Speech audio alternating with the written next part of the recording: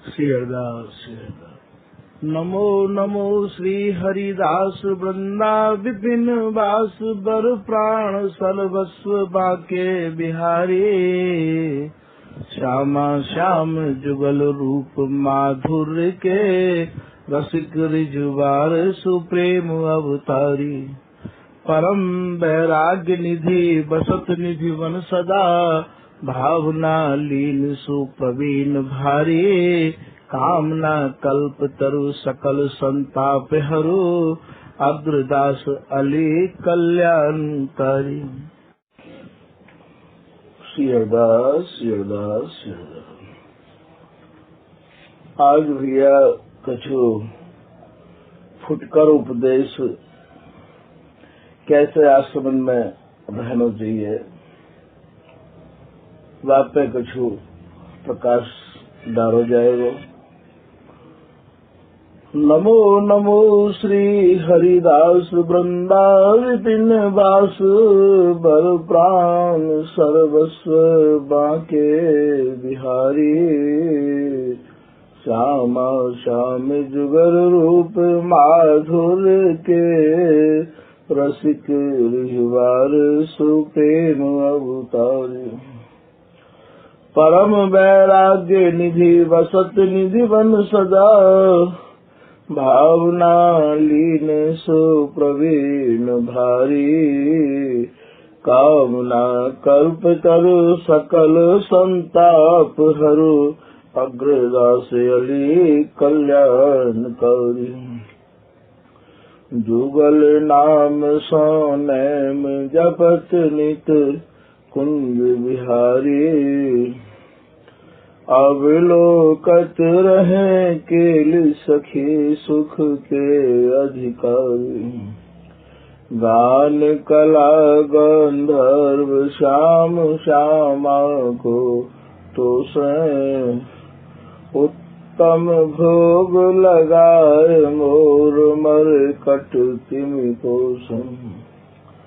दपति द्वार ठाड़े रहे दर्शन आशा जासु की आसु धीरे उद्योत करी रसिक छाप हरिदास की।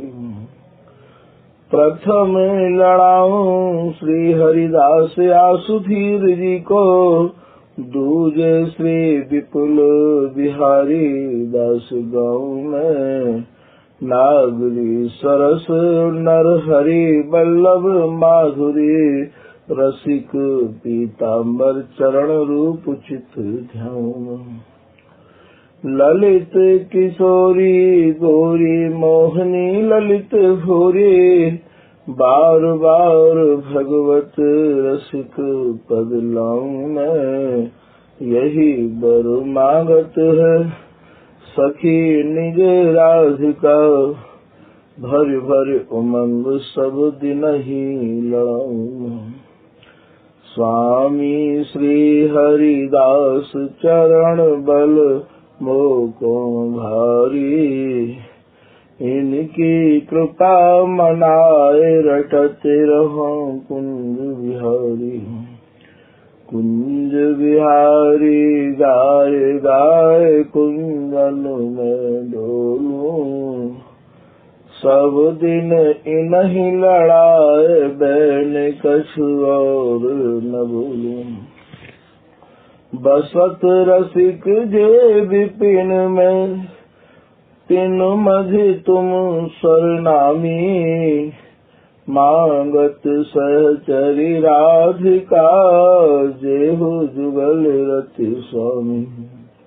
जिन चरणन बल रहते जुगल गर्वीले भारी जिन चरणन की कृपा स्वामिनी बस है बिहारी। जिनकी आज्ञा मान लाल मद प्यामे प्यारी और जिनकी आज्ञा मान लाल मद कर हरि ऐसे श्री हरिदास पद मैं बार बार वंदन करूं। श्री ललिता यह वर देहु तुम, रसिक रीत साहि भरूं। बंदो चरण बार बार राधा चरण जुके, बाबा विश्वेश्वर श्याम सुंदर कृपा भारी। बंदो चरण बाबा फक्कड़ सदा जो रहे, नाम भगवत दास करुआ व्रत धरी। बानी पढ़ाए वे मैं, गान कला पाए वे मैं, सेवा सिखाए वे मैं, ममत कहकारी। इन्हीं की कृपा मनाए हो विपिन बसों, राधिका करत दंडवत लो हमारी। लाडली किशोरी अलबेली मम प्राण धनु, अपनी कृपा सो अपनाए मोहिलीनो है। सब विधि दीन अधीन मोहि जान प्यारी, निज कर्मा सुधार कैसा नाथ कीनो है। प्यारी न सनाथ कियो हाथ मम कर लियो, कही हम बिल सते जो तोई सुख दीनो है। थियो सुख सो भर्यो निरखि चरणन पर्यो, रति सुख राधिका देखत नवीनो है। नमो नमो श्री वृंदावन चंद्र, नित्य अनंत अनादि एक रस पिए प्यारी, विरत स्वच्छंद। सतचित आनंद रूपमय, खग मृग द्रुम बेली बर वृंद। श्री भगवत रसिक निरंतर सेवत, मधुप भय पीवत मकरंद। बल जय हो श्री रसिकाचार्य, नित्य विहार उधार कियो जिन मथ निज हृदय सिंधु बर बार। भ्रम तम श्रम सब हरे हमारे, कर गए सकल समारे कारज। श्री भगवत रसिक प्रशंसित कीने, श्यामा श्याम सहायक। श्रीहदा श्रीहदा श्रीहदा। तो भैया या जीवन को जीवे के काजे हमें कैसे जीवन जीना चाहिए, बातें ही कछु प्रकाश डालवे की निर्जन। और प्रार्थना कर रहे हैं भैया, ये हमारे जो नेत्र हैं ये दो हैं। नेत्र दो हैं, पर दो नेत्रन से देखो एक ही जाए है। दो नेत्रन से अलग अलग नहीं देखो जाए है। तो नेत्र हमारे दो हैं, पर दोनों नेत्र एक ही देखे हैं, इनकी क्रिया एक ही है। और भैया हमारे जो ये श्रवण है, जिनसे यहाँ कान भी कहे हैं, ये कान हमारे दो हैं, पर देखो इनके सुनो एक ही जाए है। कबू आपने ये अनुभव किया कि दो कानन से हम अलग अलग सुन रहे हैं, तो भैया इन दोनों कानन से एक ही सुनो जाए है। और नासिका के छिद्र भी दो हैं, पर दोनों छिद्रों से एक जैसा ही सुनो जाए है। भैया नेत्र दो है, काम एक है, कान दो है, काम एक है, नासिका के छिद्र दो है, काम एक है। और भैया ये जिह्वा एक है और या के काम दो हैं। और भैया ये दोनों ही काम अत्यंत खतरनाक है। या जिह्वा को विशेष रूप से संभार के रख लेना ही बहुत बड़ी साधना है और भैया बहुत बड़ा भजन भी है। या जिह्वा के बारे में श्री बिहारी दास जी महाराज कछु कह रहे हैं। पद है कि कैसे हरि जस गाई हो सन्मुख वै सब दिनों। हे श्री बिहारी जी महाराज, मैं बिहारी जी के प्रार्थना कर रहे हैं कि हे श्री बिहारी जी महाराज, हम आपके जस को कैसे गाने। गानो भी चाहे तो महाराज हमें नाना प्रकार की बाधा घेर रहे हैं। तो कैसे हरि जस गाई हो सन्मुख वै सब दिनों, तब ये अवसर पाई हो छिन छिन आलस बिन। ऐसा कौन सा अवसर आवे वो हमारे जीवन में जाने कि हमको भजन पूजा पाठ करने के काजे, और महाराज जब हम बैठे तो हमें आलस्य नहीं घेरे गुआ के लिए। मनमति मंद महाबली गुण संजोयो। अरे भैया ये मन तो ऐसा महाबली है कि ये अवगुणन को ही संग्रह करे है। मन को स्वभाव है महाराज ऐसे भाग जाए ये मन। तो मनुमति मंद महाबली गुण संजोयो, जिह्वावती अपराधिनी स्वाद बाद विभोयो। बोले जिह्वा तो इतना अपराध करे है महाराज, बढ़िया ते बढ़िया या को खाए को चाहिए और बढ़िया ते बढ़िया या को ज्यादा ते ज्यादा बात करने की करनी चाहिए। तो भैया समझ लो यहाँ ये है कि जिह्वा एक है, काम दो है, दोनों ही अत्यंत खतरनाक काम है। या जिह्वा को संभाल लेना ही सबसे बड़ी साधना बताइए भैया। या जीव के पीछे ही सीता को हरण है गए हो। सीता ने जब ऐसे शब्द बोल दिए लक्ष्मण से कि मरम वचन जब सीता बोली, हरि प्रेरित लक्ष्मण मति डोली। मर्म कहे भैया गड़वे बारे थे, मर्म कहे चुभवे बारे थे, मर्म कहे लगवे बारे थे। ऐसे ऐसे शब्द सीता ने कहे हैं। तुलसी कृत रामायण में तो खाली यही चौपाई कह के और तुलसीदास जी चुप रह गए हैं। वाल्मीकि रामायण में या को बहुत बड़ा विस्तार है। सीता ने ऐसे ऐसे अपशब्द कहे हैं लक्ष्मण के। जहाँ समय राम गए माया के मृग को मारवे के काजे, तो वह समय लक्ष्मण को सीता की रक्षा के काजे छोड़ गए हैं और कह गए कि भैया ये भयानक राक्षसों से घिरो भयो जंगल है पंचवटी, तुम सीता को अकेली मत छोड़ियो, मैं तुम्हें सीता की रक्षार्थ छोड़ जा रहे हूँ। और महाराज वो जो माया को मृग हो बाने भी महाराज ऐसी माया फैलाई कि वो हा लक्ष्मण और हा लक्ष्मण कह के ही पुकारो हो, जा समय बाकू तीर मारो हो।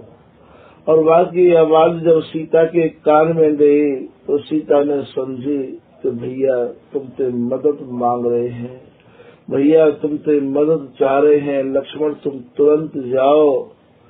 लक्ष्मण ने जावे थे जब इनकार कर दियो, तब सीता ने अनर्गल ऐसे ऐसे अपशब्द बोले हैं। अरे बोले लक्ष्मण, मैं तुम्हारी मंत्रणा को और भरत की मंत्रणा को समझ गई हूँ। भरत ने वहाँ राज ले लिया और तू तो बोले जंगल में या मारे आयो है लक्ष्मण के, राम को मरवा दो और मैं सीता को हत्या लूं। अरे ये सीता तेरे कब्जे में कभी भी नहीं आवेगी, ये महाराज जमीन फट जाएगी, मैं वहाँ में समा जाऊंगी, जल में डूब जाऊंगी, पर लक्ष्मण मैं तेरे हाथ नहीं आऊंगी। ऐसे ऐसे शब्द कहे। महाराज लक्ष्मण ने अपने कान बंद कर लिए। बोले माँ, आप मेरी माँ हो, तो भी सीता ने ऐसे ऐसे अपशब्द बोले हैं। अरे बोले माँ माँ, बड़ा मातृ भक्त आया तो माँ की आज्ञा का पालन क्यों नहीं करता है। जा इसी वक्त, माँ की आज्ञा है। और यहाँ तक कि सीता ने लक्ष्मण के धनुष बाण लेने की तैयारी कर ली। और बोले तू नहीं जा रहे हो तो मैं जा रही हूँ अपने पति की रक्षा करने के काजे, अपने राम की रक्षा करने के काजे। और जबकि भ्रकुटी बिलास बिसल होई, जिनकी भ्रकुटी टेढ़ी मात्र पे संसार में प्रलय आ जाए है, उन पर कैसी विपत्ति। पर महाराज सीता ने जैसे जैसे शब्द कहे, आज जो सीता को हरण भयो है, ये महाराज बोली के कारण भयो है। गोली के घाव तो भर जाए पर बोली के घाव नहीं भरे भैया। या जिभ्या को संभार के रखी हो या बोली को संभार के रखी हो। ऐसे ही श्री रहीम जी ने भी एक दोहा लिखो है कि रही मन जिभ्या बाबरी, कह गई ताल बेताल, आप कहे भीतर गई, जूती खाए कपाऊ। रहीम जी कह रहे हैं भैया या जिभ्या में ऐसा बावड़ोपन करो। ये महाराज कबू तो ताल में बोल जाए है और कबू महाराज ये बेताल भी बोल जाए है। ताल में बोलने को अर्थ है मीठा बोल जानो, और महाराज बेताल को अर्थ ये है कि कड़वा बोल जानो। महाराज यदि ये बेताल बोल जाए अर्थात कड़वा बोल जाए, बस फिर तो महाराज विरोधाभास हैवे में और लड़ाई हैवे में और महाराज मार पीट हैवे में नेको देर नहीं लगे हैं। जितने भी झगड़े है रहे हैं, चाहे वो आश्रमन में है रहे हो, चाहे वो घरन में है रहे हो, और चाहे वो दोस्तन में है रहे हो, महाराज यह सब जिभ्या के पीछे है रहे हैं। या जिभ्या को संभाल के रख लेना ही। यदि कोई बात आपको काहू ते कहनी भी होए, काहू पे रोष भी करना होए, तो भैया मीठो रोष करो, कड़वा रोष मत करो। कम से कम हमारे ये शब्द तो हमको सुनने के काजे मीठे मिल जाए।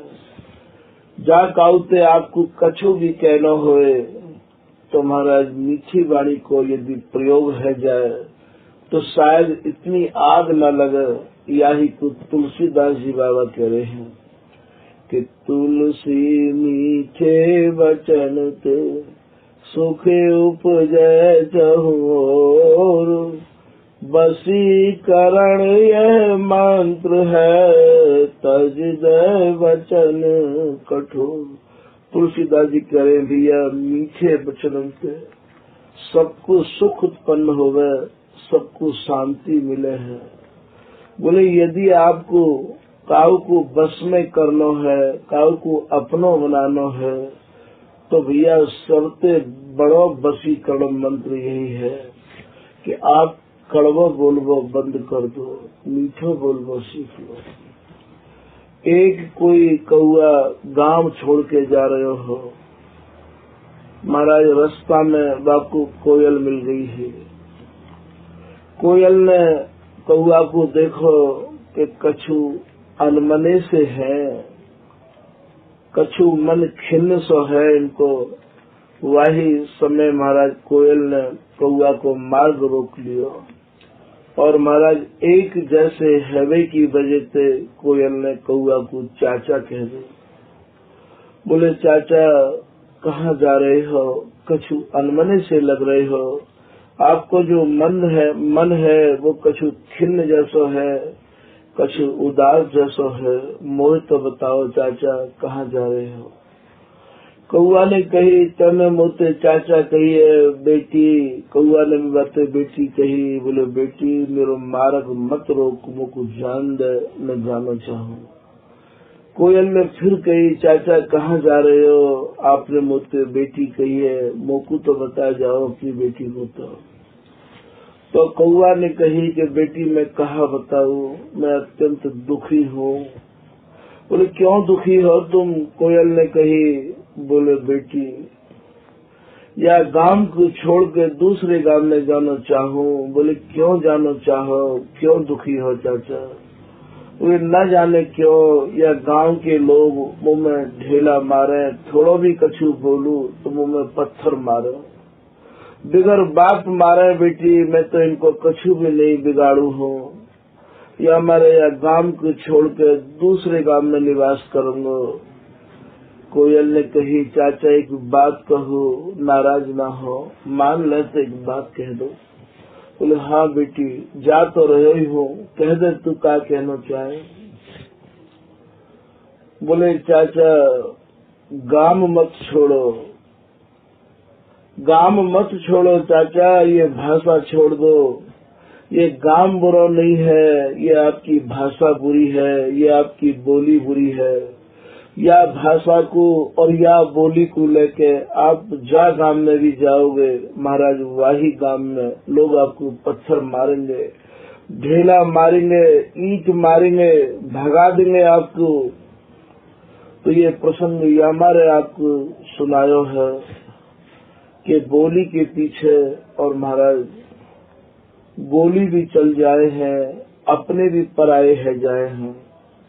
या जिभ्या के दो काम बताए हैं बिहारीदास जी ने, खानो और बोलनो। ये महाराज बोलवे पे ही इतनी भारी क्रांति है जाए है कि बस यहाँ बिहारीदास जी महाराज भी एक जगह कह रहे हैं कि काग बिगारो कौन को, ये काग बिगारो कौन को, कोयल की कर दीन, मधुर बचन मीठे कहे, सबको मन हर ली। बोले भैया कौआ काऊ को कछु बिगाड़े नहीं है और कोयल काऊ को चैक काट कर देवे नहीं है।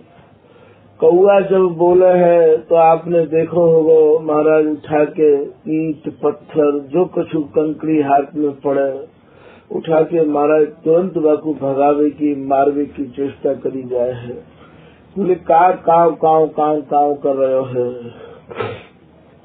और कोयल जब बोले तो महाराज कोयल काव को चैप काट के नहीं दे है, कितनी मीठी बोले, जी करे के या के शब्दन को सुनते रहो।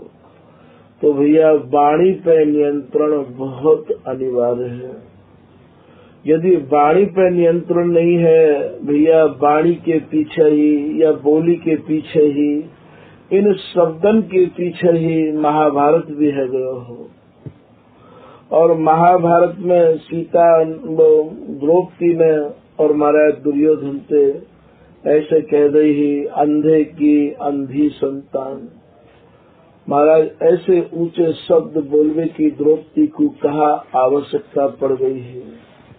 तो या बोली को संभाल के रख लेना या विद्या को संभाल के रख लेना। महाराज ये तो बेतालो कह जाए और कह के ये दांतन के बीच में चली जाए, मानो चैनल में बंद है जाए और महाराज मार पड़े तो मूड फूट जाए, शरीर टूट जाए है।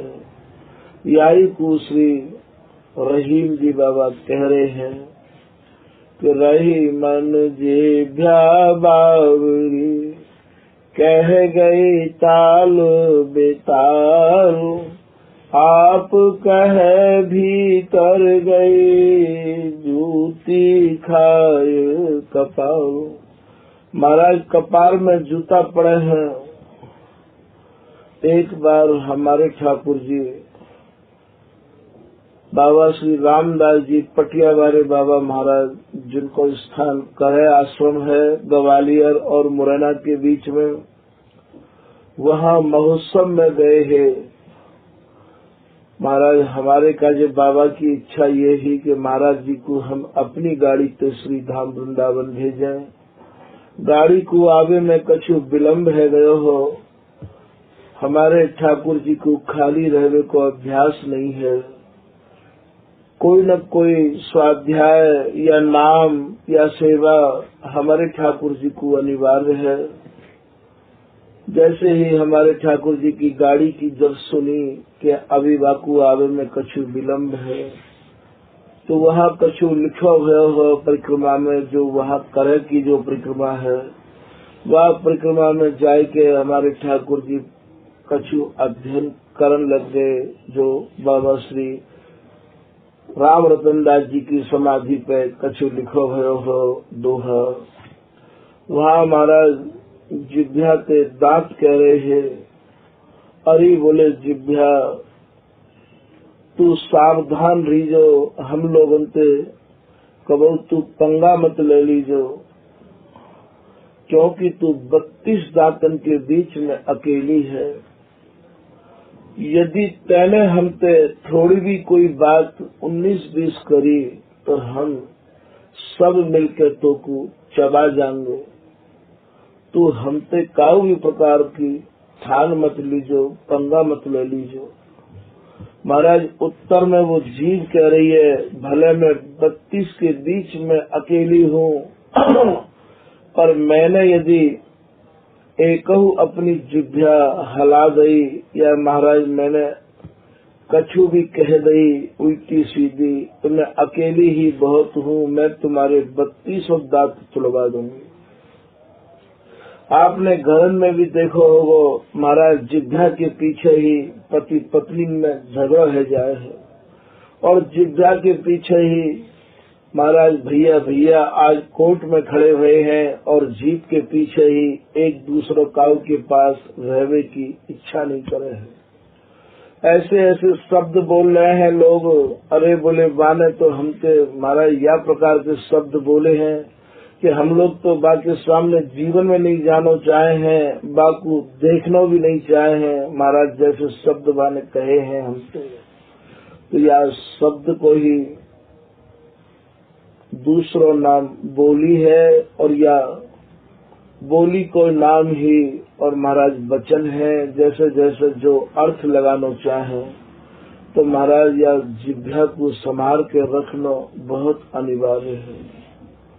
या जिभ्या ने ही महाभारत करा दियो, और या जिभ्या ने ही सीता को हरण करा दियो। हम लोग घर में जाए या जो कहूँ जहाँ भी जाए, अब स्वाद की बात सुनो, हल्को भी महाराज यदि नमक कम रह जाए सब्जी में, तो हम लोग न जाने कहाँ सुना गए हैं। अरे बोले खाना भी ढंग से नहीं बना सकती हो, भोजन भी नहीं है, 24 घंटा काम करो, भोजन भी नहीं है ढंग से। महाराज भूखा कोई खाली थोड़ी है, भोजन बनावे वाली या बनावे वालों, अरे भूल है काऊ पे भी है जाए है, जान के तो कोई नमक या कोई मिर्च ज्यादा नहीं डाले है और कम नहीं डाले है। हर कोई यही सोचे कि ज्यादा से ज्यादा बढ़िया व्यवस्था करने की चेष्टा करी जाए, पर यह जिभ्या को स्वाद ऐसा है महाराज, या जिभ्या के स्वाद के चलते ही और हम लोग कहूँ इतने बुरे बन जाए हैं कि बस काऊ को यदि कछु बढ़िया खावे को शौक हो गए, या महाराज जा काऊ को भी जिभ्या को शौक काऊ को भी भयो, सिवाय पश्चाताप के और सिवाय नुकसान के लोगों को लाभ नहीं मिलो है भैया। या जिभ्या के चलते ही और महाराज इतनी दूरियां बन जाए हैं कि मृत्यु के अंतिम क्षण तक भी और निकटता प्राप्त नहीं हो गए हैं। दृष्टांत देके और महाराज समझाने की चेष्टा करी जा रही है। यहाँ एक परिवार हो महाराज, वाके 4 बेटा और 4 बहू ही। परिवार को जो मुखिया हो अत्यंत बुद्धिजीवी हो, महाराज वह मुखिया की जो पत्नी है, 4 बहुन की जो सास ही, समय ऐसो आयो कि वो चल बसी। महाराज वो जैसे ही चल बसी तो घर की जो चाबी है, घर की जो तारी है, वह मुखिया ने और महाराज अपने जेब में डाल ली। अपने जेब में जादिन ते चाबी डाली, वाही दिन ते बहू सवेरे यदि रोटी ज्यादा बन जाती और संजा को बच जाती तो उन्हीं रोटी को गरम करके अपने आदमी को, अपने पति को, अपने बच्चान को तो बढ़िया बढ़िया गरम रोटी बना के खवाया करती है। और जो घर को मुखिया हो, बहून को जो ससुर हो, महाराज उन्हीं रोटी में से फिर दोबारा और कछु सिस्टम चेंज करके, कछु बदलाव करके और गरम करके महाराज सब्जी को भी और रोटी को भी, और वो ऐसे ही दे दो करती है। सवेरे को खानो बच जातो तो बाय संजा को दे देती, और संजा को खानो बच जाता तो बापू सवेरे दे दो करती है। 15-20 दिन ऐसे व्यतीत है गए। घर को जो मुखिया हो वाकू महाराज समझते देर नहीं लगी, वो समझ गयो कि है सके मोते कछु परेशानी इनको है, मोते कछु दिक्कत है, मोते कछु टेंशन है। घर के मुखिया ने, बहून के ससुर ने और महाराज एक एक करके सभी बहून को बुलवायो और महाराज बहून से पूछी, बेटियों तुम्हें मोते कोई परेशानी, मोते कोई दिक्कत? बोले नहीं पिताजी, आपको लग ही ऐसा रहो है, वरना ऐसी कोई बात नहीं है, बहुत दूर दूर तक नहीं है। पिताजी ने बेटान को बुलायो जिनकी वो बहू हती और एक एक करके बेटान ते कही कि भाई तुम तो इनके संग रहे आओ हो, तुमते तो ये कछु अपनी मन की बात कहती होंगी। बेटा मोको ऐसा लगे है कि मोते कोई दिक्कत है, मोते कोई परेशानी है। बेटान ने भी ऐसे ही कह दे, पिताजी ऐसी कोई बात नहीं है, न जाने आपके मन में ये बात क्यों आ गई है, वरना बहुत दूर दूर तक भी ऐसी कोई बात नहीं है। पिताजी बोले बेटा मेरी वो केयर नहीं है, मेरी वो देख रेख नहीं है, मेरी वो सेवा नहीं है। जादिन ते तुम्हारी माँ मरी है, बादिन ते मेरी वो देख रेख नहीं है बेटा। बेटा बोले पिताजी ऐसी कोई भी बात नहीं है। हिम्मत करके बड़े बेटा ने कही, पिताजी बात है, मैं बता रहा हूँ। बोले बोलो बेटा कहा बात है?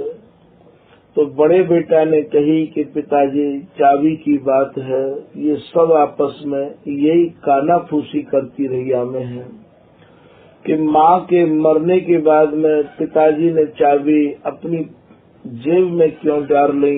अरे घर की चाबी तो काऊ न काऊ घरवाली को ही देवे में घर चल सके है। पिताजी ने कही बेटा एक बार चारों बहुओं को बुलाओ।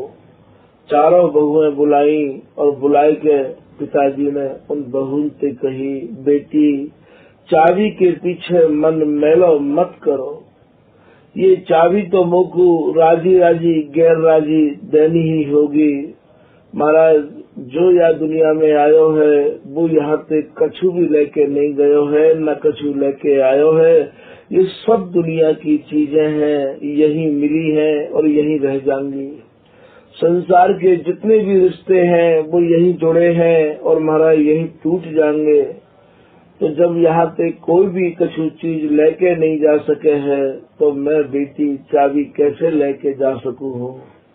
सत्य तो यही है, तुम चाबी के पीछे मन मैलो मत करो बेटियों। चाबी तो मुझको राजी राजी गैर राजी देनी ही होगी, वरना चाबी रखने की जो वजह है वो मैं तुम्हें बता रहा हूँ। आप मेरो एक प्रश्न है, बाको मुकु यथोचित उत्तर दे दो। महाराज मैं चाबी काहू न काहू को सौंप दूंगो। बहू ने कही पिताजी कहा प्रश्न है आपको। पिताजी बोले बेटी सबसे ज्यादा दूर जाने वाली किसकी आवाज है, ये मेरा प्रश्न है। 4, 6, 10 लोगों को पिताजी ने घर के वरिष्ठ रिश्तेदारों को बुला लिया हो या प्रश्न के उत्तर के एवज में, और बोले जो मेरे मन के अनुकूल प्रश्न दे देगो वही को मैं ये चाबी सौंप दूंगो। चाबी सौंपनो मानो एक राज दे देनो है, एक मेहनत बना देनो है, एक जिम्मेदारी से मुक्त है जानो है। महाराज वो चारों बहू अपने अपने कक्ष में चली गई, ये कह के कि पिताजी एक रात्रि हमें सोचने को समय दे दिया जाए, कल हम सभा में या को उत्तर आपको दे देंगे। पिताजी बोले बेटियों आपको एक रात हमने दी, तो वह समय सब अपने अपने कक्ष में अपने अपने कमरान में करवट बदल रही है। नियमानुसार सबसे बड़ी बहू रात के 3 बजे के अनुमान और महाराज कहा सुन रही है, एक गधा बहुत जोर से रैंक रहे हो। रात्रि में जो कम आवाज है वो भी बहुत आवाज है जाए है। चारों तरफ शांति की वजह से आवाज विराट रूप धारण कर ले है। वो गधा की जो आवाज ही बड़ी बहू के कान में गई और वह बड़ी बहू ने अपने मन में ये निर्णय लिया कि मोते यदि पिताजी पूछेंगे कि सबसे दूर जावे वाली कौन की आवाज है, तो मैं तो उत्तर में यही कहूंगी कि पिताजी सबसे दूर जावे वाली गधा की आवाज है। दूसरी बहू ने और महाराज अपने कमरा में कुत्ता की रोवे की आवाज सुनी, तो वाने अपने मन में ये निर्णय लियो कि मोते पिताजी पूछेंगे कि सबसे दूर जावे वाली कौन की आवाज है, तो मैं पिताजी को यही निवेदन करूंगी कि पिताजी सबसे दूर जावे वाली कुत्ता की आवाज है। और तीसरी ने अपने कक्ष में मुर्गा की आवाज को सुनो, दामन में मुर्गा भी बोले हैं, और वाने ये निर्णय लियो कि पिताजी मोते पूछेंगे कि बेटी सबसे दूर जावे वाली कौन की आवाज है, तो मैं यही कहूंगी कि पिताजी सबसे दूर जावे वाली मुर्गा की आवाज है। और महाराज सबसे छोटी जो बहू ही वो काऊ संत की कृपा पात्र ही, गुरु महिमा को गुरु निष्ठा को भली भांति समझती ही, वहाँ के घर में संतन को आनो जानो गुरु परंपरा को हिसाब से चलनो और महाराज भक्ति महारानी से जुड़ी भई ही वो। वाने तो अपने मन में ये निर्णय ले रखो हो, गुरुन की कृपा गुरुन को जस, इनको करो सब कछु होए ना काहू को बस। बोले वास्तव में जैसो महाराज की कृपा से गुरु महाराज जैसे प्रेरणा करेंगे वो गुरुन को और संतन को ही सर्वस्व मानो करती ही। आज महाराज एक सभा लगी है और सभा में कछु वरिष्ठ घर के लोग भी आए हुए हैं, रिश्तेदार, और महाराज चारों बेटा भी हैं और चारों बहू आई हैं। नियमानुसार पिताजी ने सभा को प्रारंभ किया और सबसे पहले बड़ी बहू से पूछी कि बेटी सबसे दूर जावे वाली कौन की आवाज है। तो बड़ी बहू पिताजी से निवेदन करने लगी सभा के मध्य में कि पिताजी मेरी दृष्टि में तो सबसे दूर जावे वाली गधा की आवाज है। पिताजी ने कही बेटी तुम बैठ जाओ। फिर पिताजी ने दूसरी बहू को खड़ो किया और दूसरी बहू से ये आज्ञा करी कि बेटी सबसे दूर जावे वाली कौन की आवाज है। तो वाने कही पिताजी मेरी नजर में सबसे दूर जावे वाली कुत्ता की आवाज है। और महाराज पिताजी बोले बेटी तुम भी बैठ जाओ। और फिर तीसरी बहू को खड़ो कियो। प्रश्न वही है कि सबसे दूर जावे वाली कौन की आवाज है। तो महाराज वो तीसरी बहू बोली कि पिताजी मेरी नजर में तो सबसे दूर जावे वाली मुर्गा की आवाज है। पिताजी बोले बेटी आप भी बैठ जाओ।